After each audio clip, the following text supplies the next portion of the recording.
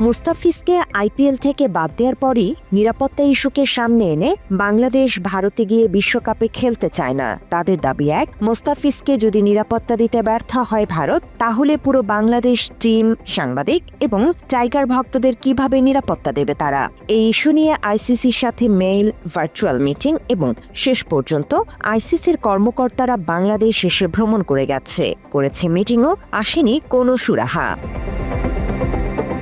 পরিবেশ, পরিস্থিতি ও বাস্তবতা নিরিখে শ্রীলঙ্কায় গিয়ে বিশ্বকাপ খেলার স্বপ্ন পূরণের সম্ভাবনা এখন খুবই কম। বাংলাদেশের দাবি সম্ভবত ধোপে টিকবে না, এমনই ইঙ্গিত মিলছে। ইএসপিএন ক্রিকে ইনফো জানিয়েছে, বাংলাদেশের গ্রুপ পরিবর্তনের প্রস্তাব নাকচ করে দিয়েছে আইসিসি। আপাতত সহ আয়োজক শ্রীলঙ্কায় ম্যাচ খেলা নিয়েও তাই শঙ্কা রয়েছে। আগামী ২১ জানুয়ারি নির্ধারণ হবে বাংলাদেশের বিশ্বকাপ ভাগ্য। তবে ২১ তারিখের মাঝে জানাতে হবে সিদ্ধান্ত। বিসিবিকে এমন কিছুই জানায়নি আইসিসি বলে জানান বিসিবি।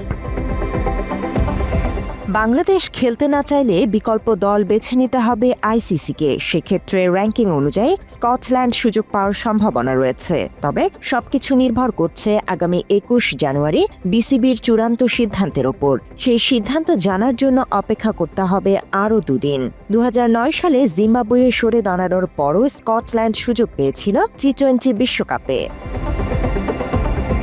এরই মাঝে রোববার বিকেলে একটি খবর বাংলাদেশের বিশ্বকাপ খেলার প্রায় নিভে যাওয়া প্রদীপটিতে নিভু নিভু করে জ্বালিয়ে রেখেছে। হঠাৎ করেই খবর এসেছে, বাংলাদেশের দাবির প্রতি একাত্মতা প্রকাশ করেছে পাকিস্তান ক্রিকেট বোর্ড পিসিবি।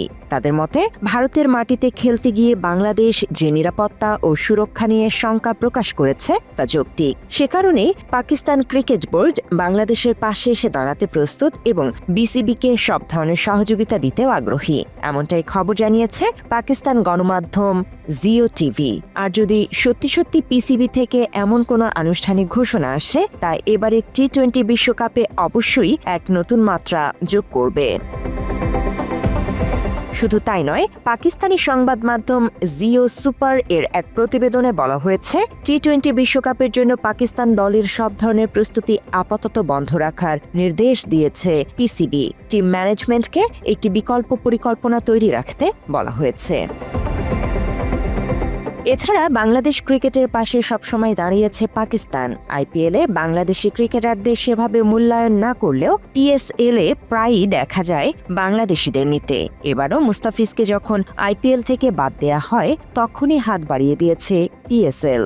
শুধু তাই নয়, পাকিস্তানের সাবেক ক্রিকেটারদের মুখে প্রায় বাংলাদেশি ক্রিকেটারদের নিয়ে ভূয়সী প্রশংসা শোনা গেছে। ওয়াসিম আকরাম, ওয়াকার ইউনুস, শোয়েব আখতাররা তো বাংলাদেশি পেসারদের চটকা দেয় লাইন লেন্থের। আর সাকলাইন মুশতাক বাংলাদেশি স্পিন কোচ ছিলেন, আর এখন আছেন মোশতাক আহমেদ। বাংলাদেশি স্পিনারদের বিশ্বমানের নিতে তাদের অবদানও কম না। মাত্র ৩০% টাকায় জমির মালিক হয়ে নতুন বাংলাদেশের গড়ে তোলার স্বপ্ন দেখা বাংলা বসতি। বিপিএল আয়োজনের পর থেকে সবচেয়ে বেশি পাকিস্তানি ক্রিকেটাররা বাংলাদেশে খেলেছে।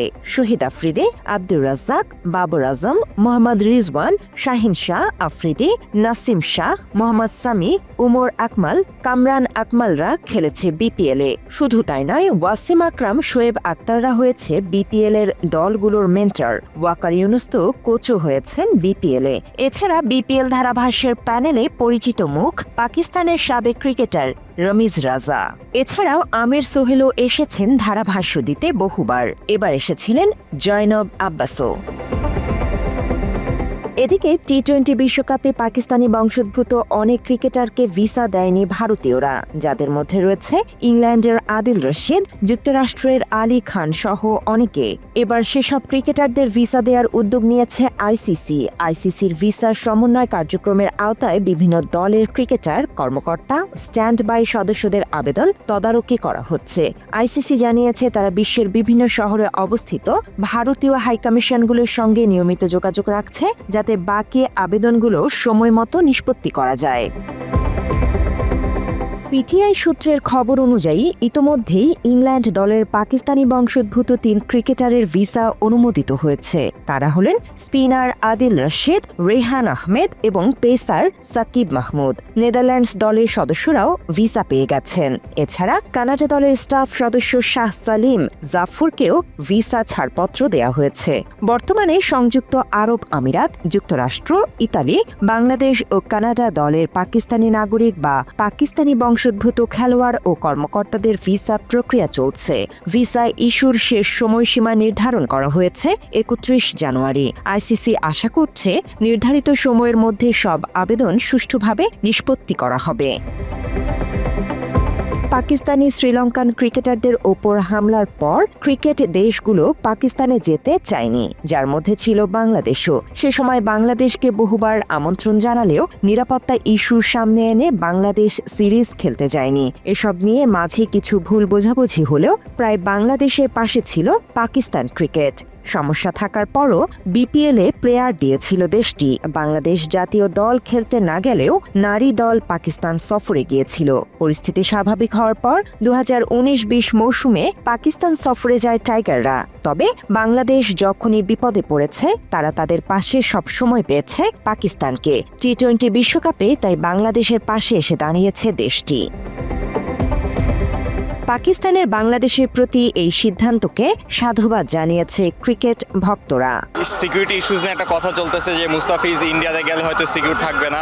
সেম ভাবে যদি বাংলাদেশে পুরো ক্রিকেট টিমটা ওখানে যায় অবশ্যই সিকিউর না। সো এটা পাকিস্তান যেটা আমাদেরকে সাপোর্ট দিছে এটা অবশ্যই আমরা ভালোভাবে দেখতেছি। আমি মনে করবো তারা বন্ধুত্ব সুলভ যে আচরণটা সেটা আমাদের জিনিসটা করেছে, যেই কারণে তাদেরকে আমি সাধুবাদ জানাই। এটা তো ভালো হবে, এটা হচ্ছে পাকিস্তানের এক ধরনের বিষয় আর কি, আমাদের সাথে একাত্মতা ঘোষণা করা আর কি। আগামী 48 ঘন্টার ভেতরই সব প্রশ্নের উত্তর পাওয়া যাবে।